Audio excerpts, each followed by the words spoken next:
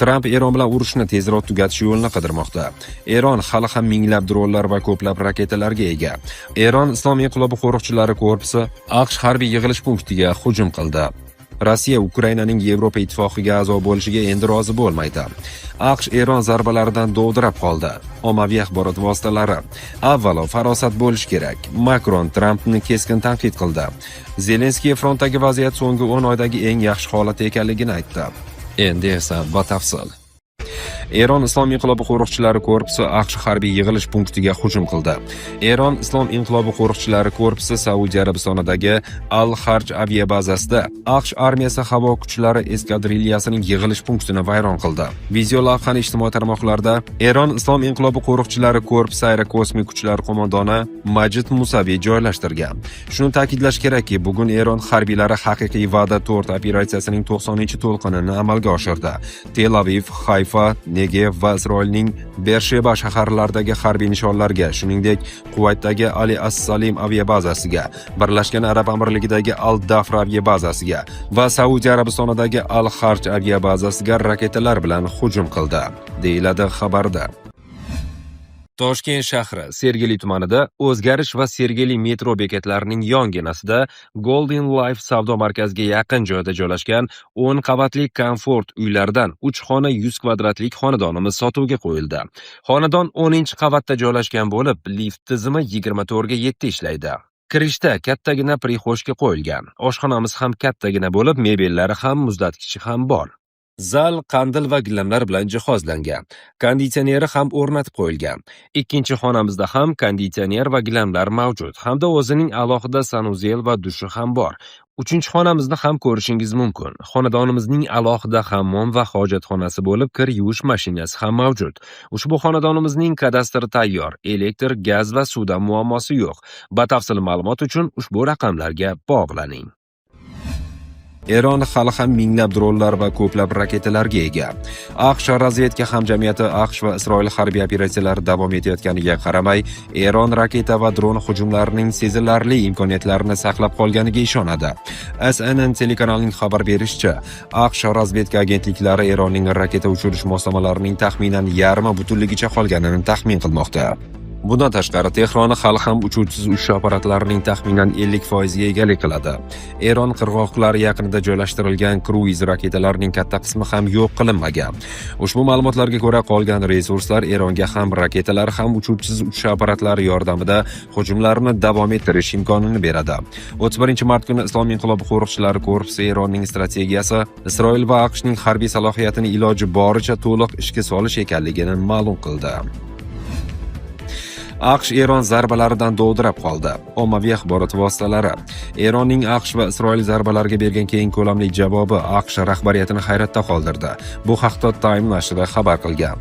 Manbalarga ko'ra, ayniqsa AQSh mudofaa vaziri Pete Hegseth bunday kuchli javobni kutmagan. U urush boshlanishidan oldin zarbalar katta mojaro keltirib chiqarmaydi deb hisoblagan. Ammo Eron deyarli butun mintaqa bo'ylab hujumlar boshlaganida u vaziyat jiddiylashganini tushungan va bunga tortilib ketganini anglagan. Hozir Donald Trump urushni qanday yakunlash va g'alaba e'lon qilish yo'lini izlamoqda. Oq uy rasmiylariga ko'ra, buning uchun juda kam vaqt qolgan. Shu bilan birga Trump AQSh urushdagi asosiy maqsadlarga deyarli erishganini aytib, yaqin 2-3 hafta ichida yana kuchli zarbalar berishini bildirgan.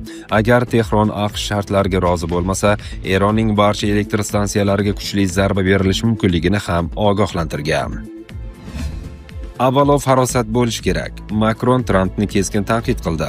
Fransiya prezidenti Emmanuel Makron Hormuz bo'g'ozini harbiy yo'l bilan ochishga urinishni real emas deb baholadi. Unga ko'ra, Fransiya hech qachon bu masalani kuch ishlatib hal qilish tarafdori bo'lmagan. Bu haqda u 2-fevral kuni jurnalistlarga bergan intervyusida aytib o'tdi.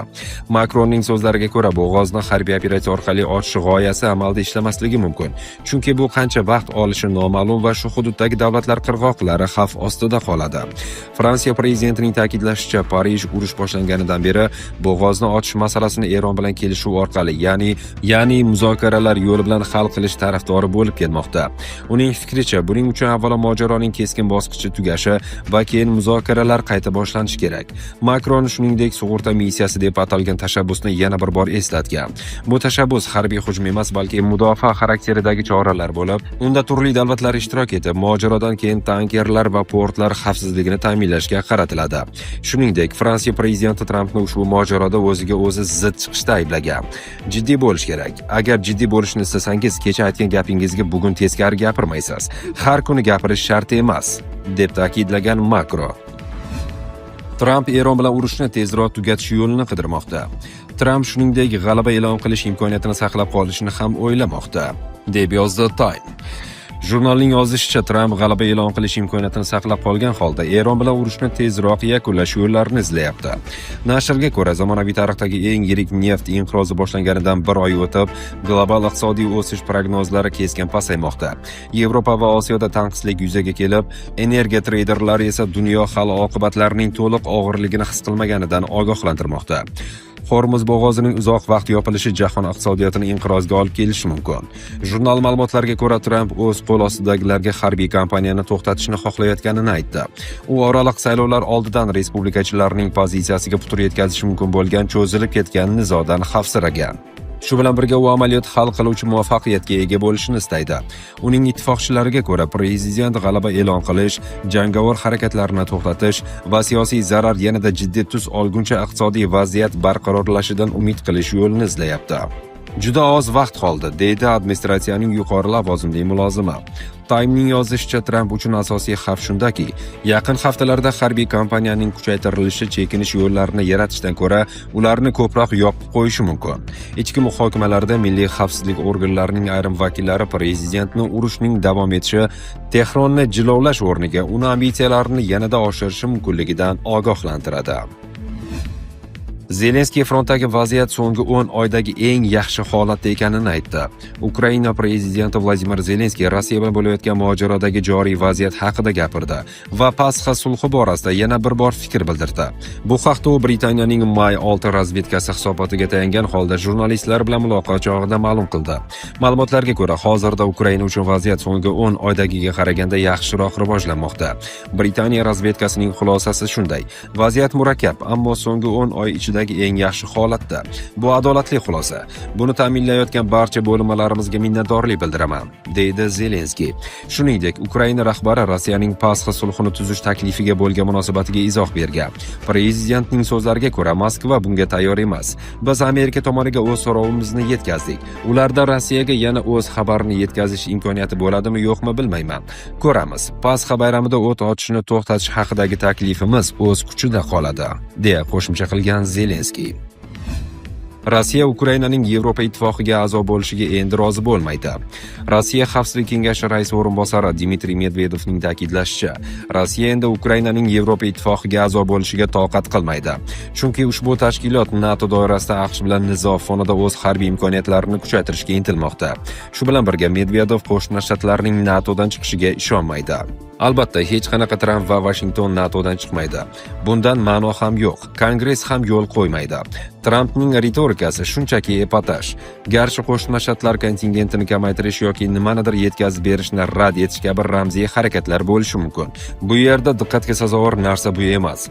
Alyans ichida Eron kompaniyasi tufayli keskinlashgan kuchli ziddiyatlar borligi ayon. Yevropalik siyosiy maxluqlar, ayniqsa Bryusseldagilar, Yevropa ittifoqi ichida to'laqonli harbiy komponent yaratish haqida jiddiy o'ylab qolishdi.